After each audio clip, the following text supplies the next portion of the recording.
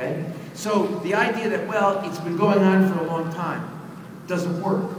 There are some people who say, well, it's a compromise. We can't avoid all violence, so we should, it's okay for us. I mean, almost like the argument that you're making. Well, if it's violence against plants, so what difference does it make? Why can't we have, violence against animals? And the answer is, well, if that argument works, then it's okay to eat meat, because we're not going to get rid of all violence. So I suppose, if we treat the animals well, what's wrong with eating meat? Not the word we're going to treat them well, but I mean, what's wrong? I mean, that argument doesn't work. The argument anikantvat says, well, if you think it's okay to eat dairy, you could eat dairy, and if I think it's not okay to eat dairy, that doesn't work either, because think about that. If that worked, then the person who says, I like to eat meat, anikantvat. Anikantvat does not mean that there is no truth. It simply means that if you are not Ariant, you don't understand truth, because all substances are constantly in a state of changing. All dravyas, they have gunas, they have pariyas, and they're always in a state of changing. So we cannot, without omniscience, understand everything. So we have to be careful. Everything that we say will be said from a perspective, and everything will be said conditionally, because we are not Aryans. I frequently encounter Jain people who think that anikantvad means truth is relative. And the answer is no, that's not what anikantvad means at all. Read about anikantvad. Anikantvad is truth is not relative. Its truth is complex. Truth is hard to understand. We must be careful. When we believe we have truth, we have to examine it very carefully.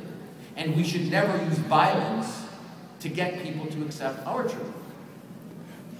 But there is a truth. There's the story about the 6 men, and they're with the elephant, and they're all blind, and they're touching different parts of the elephant, and somebody says, oh, I think it's a snake, or I think it's a tree, or I think it's this, or I think it's that. There is an elephant there. There is a truth, and there is an elephant there. That is true. It's just a question of what your perspective is. But there is a truth about which we all have a perspective. Truth is not relative. It's just complex. So we can't, the idea that, well, it's okay for us to consume dairy because that's what I think is right. That's like saying, oh, okay, I like to eat meat. You think that's wrong? I don't. It's fine. You think ahimsa is a good idea? I don't. That's fine. And then we have chaos. Then we have no dharma. Then there is no dharma. If truth is relative, there can be no dharma. So the idea that tradition justifies it doesn't work. The idea that, well, we can't avoid all violence, so it's okay to have some violence. The answer is, whenever we are engaged in intentional violence for no good reason, that presents a serious threat to Jain Dharma. That's seriously inconsistent with Jain Dharma. The idea that it's inconvenient. First of all, it shouldn't matter whether it's inconvenient. I met a young guy at the airport yesterday. As a matter of fact, if it wasn't for him, I probably wouldn't have gotten here, because I got to the airport and Dilip Shah, my dear friend, Dilip, are you here? Dilip's not here. Dilip told me there was going to be a shuttle at the airport, and there was not a shuttle at the airport. And so I'm walking around aimlessly, trying to find out how am I going to get to the hotel. So I thought, well, I'll be clever. And I walked up to this Indian person, and I said, Jai Janendra. He smiled at me, and I thought, good, he's a Jain. And so I said, are you here for the Jain convention? And he said, yes, I am. And I said, great. I said, I have a flip phone. You have a smartphone. Can you find out where the transportation is? And he did. And so we were two terminals away, and we got on the train and got here. But while we were going over, he said, I'm vegan. We were talking about vegans. He said, I'm vegan. And I said, when I became a vegan almost 30 years ago, there really wasn't a lot. Soy milk was horrible. You would rather drink paint. It was horrible. It was terrible. And now they have all these really good soy milks, and they have great non-dairy ice cream and all of these things that, you know, that you could, you know, and you don't have to, you know, the soy margarines that, you know, like you don't have to use ghee anymore. I cook, I make Indian food. You know, you use soy margarine. You know, you don't have to use ghee, and you don't have to use, you know, there's so many different. But it shouldn't matter. And I was discussing it with this guy, and I was so happy because here's this young Jain man, and he says to me, you know, he says, I can tell a little bit the difference because I've only been a vegan for a couple years. I can tell a little bit when I drink tea. I can tell the difference between soy milk and regular milk. But you know, I'd rather have the soy milk because I know I'm not engaging in himsa. And I thought, this is why I have faith in the young generation that, you know, that they're going to make a difference, because he was saying, I don't care about the fact that it doesn't taste as good. It doesn't matter. I don't want it badly enough. I don't want that milk taste badly enough to engage in the himsa. And I would suggest to you that everything, I mean, obviously I'm eating everything vegan here, and I appreciate the fact that vegan food is being provided for me and for the other people who are vegans. But you know what? If everything here were made without ghee, without milk, without raita, without any of that stuff, you wouldn't notice. You wouldn't notice. You really wouldn't notice. And so, you know, but it really, but in the end, my friends, in the end, what really matters is the moral principle, isn't it? I mean, isn't that, you know, isn't the moral principle what's important? And can we ever justify violence particularly when the only reason is our pleasure? You know, I was talking to some students the other day, and they were talking about Michael Vick. You know, Michael Vick, the American football player, and everybody was upset with Michael Vick because he was engaged in dogfighting, and he was arrested, went to jail. And I understand yesterday Nike gave him the contract back. And everybody's always upset about Michael Vick because he was engaged in dogfighting. So some of my students were discussing this. And I said, why are you upset about Michael Vick? And they said, well, that's terrible what he did. I said, why? Well, he was killing those, you know, those dogs were fighting and you know, killing themselves and whatnot. And that was horrible, it was terrible. I said, why? Michael Vick enjoyed it. Well, that's not good enough. And I said, why not? Why isn't it good enough? Well, it's not right to make animals suffer because you get pleasure out of it. That's not right, Professor. And I said, really? I said, are you vegan? And he said, no. And I said, what's your excuse? I said, you don't need to eat animals to be healthy. You don't need animals to be healthy. As a matter of fact, as Dr. Bernard was saying this morning, and Dr. Shaw is going to say in a little while, animal products are detrimental to health. You certainly don't need them to be optimally healthy. I've been a vegan for 30 years. I ain't dead yet. I'm almost 60 years old, and I have more energy than most of the kids I teach who are 23. Okay? So we don't need it to be optimally healthy. It's destroying the environment.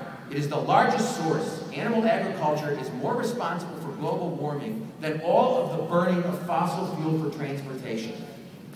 In the end, the best justification we have for inflicting pain, suffering, and death on all of the animals that the non-vegetarians eat and that we support as Jains by consuming dairy products is pleasure.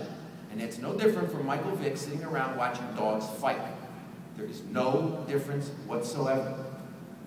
So what I want you to think about, you know, this morning I was really touched by Mr. Mehta's talk, because it was a profound talk.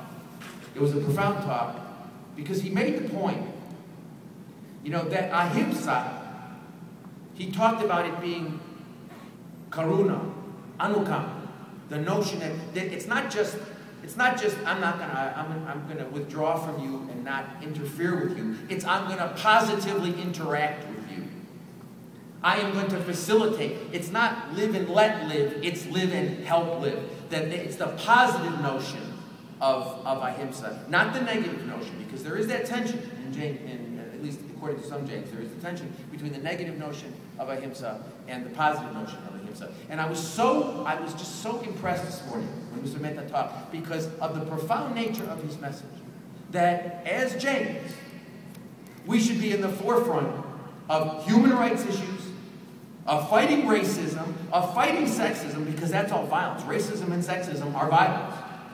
And we should be in the forefront of the ecology movement, because the animals depend on the environment, and we depend on the environment, and when the environment dies, we all die. And we should be in the forefront. What I want to add, my little bit to add to that, is we ought to be in the forefront of the animal rights issue, in the sense that we ought to stop exploiting them. It's not a question of giving them a right to a vote or a right to drive cars. That's not what it's about. We should stop bringing domesticated animals into existence altogether. Whatever need we had for them in the past, we don't have now. I lived with 5 rescued dogs. You know, they would be dead if I did not have them. And they're all vegans, by the way. And there is no dead animal in my house. And we live with 5 vegan rescued dogs. I love dogs. If there were 2 left on the planet and it were up to me whether they continued to reproduce so we could own pets, the answer would be absolutely none. We have no business owning animals. We have no business having domesticated animals. We ought to let the animals in the wild live, leave them alone, stop interfering with them, stop interfering with their environment. But they should not be part of our lives. They should not be on our tables. They should not be in our glasses. They should not be in our food. They should not be on our backs. They should not be in our feet. So what I want you to think about, you know, really, it is the Jain Dharma. Do no harm. Never do intentional harm. Particularly to a mobile, multi-sensed organism. And one of the other manuvrats, don't steal. Don't take, which is not given to you. As a matter of fact, it's right here, my trusty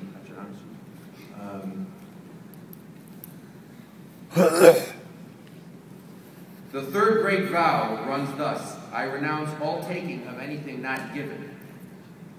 The cow does not give us the milk. We take it. The cow does not give us the butter. We take it and we make it. We steal it. We take it from her baby. We ought to stop bringing cows into existence altogether so that we can continue to exploit them. That's wrong. Thank you so much. Now I'll be happy to take that. I want to repeat what I said. If you're not vegan, I do not mean to offend you. I'm sorry. I really don't mean to offend you in any way. It's not a question of making any moral judgment about you. It's because that's violence. That's not what I'm doing. What I'm doing is trying to share with people. We all share. I spend my life talking to omnivores. I spend my life talking to people who eat meat, fish, you know, chicken and eggs and all that stuff. And you know, that's what I spend my life doing. When I'm with James, I feel, well, at least I'm with family. At least I'm with people who share, you know, who have I mean, there's some similarity here. You're 95% there, people. You're 95% there. It's only the milk, the ghee, the raita, the ice cream. And you can live without that, particularly to the extent you continue to consume it. You are only going to perpetuate the killing of animals and the suffering of animals. I want to make an offer. I made this offer for this conference. It wasn't taken. I hope I'll remake the offer, and there's lots of witnesses here. So you'll have to, you can hold me to it. You can sue me for it, okay? I know a good lawyer. I can help you get. But I'll make this promise. If the next Jain convention will be vegan, I will pay for all of the vegan ice cream, because they have all this coconut, you know, they have the coconut base, the soy base, and they even have a mango. They have a fake mango ice cream, which I've tested with Indian people. I've given it to them and I haven't told them that it's not really ice cream, and they haven't said anything. So then I told them afterwards, and then they said, "Oh, gee," you know. And then they said, "No, it's great." But I will provide all the vegan ice cream, non-dairy ice cream, for the next JAINA convention for everybody if it's a vegan convention.